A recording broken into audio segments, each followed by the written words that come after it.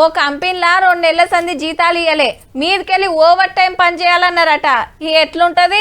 కిరాణా దుకాణంలా 3 నెలల సంది సరుకులు తెచ్చిన బాకీ అట్లనే ఉన్నది. మళ్ళా పోయి ఉద్ధరియమంటే ఇస్తారా? పాత అప్పు తీరలే, నెల నెల మిత్తి కడతలేం. కొత్త పియమంటే ఎవరన్నా ఇస్తుండొచ్చురా? మొదలు పాత సంగతి తేలినాక కొత్త చూద్దాం అని అంటారు, అంతే కదా.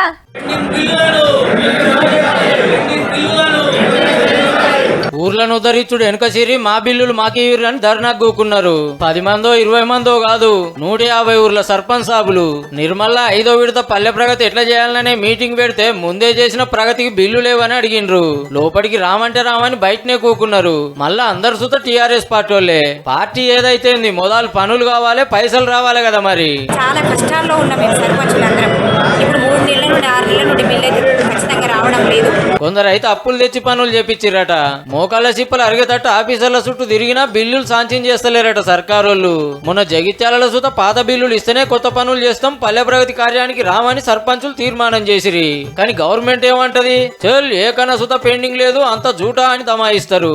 అసలు కథ ఏమో గిట్లున్నది. పల్లె ప్రగతి చురువు కాక ముందే గిట్లుంటే ఆ టైంలో ఇంకెట్లుంటుందో పో.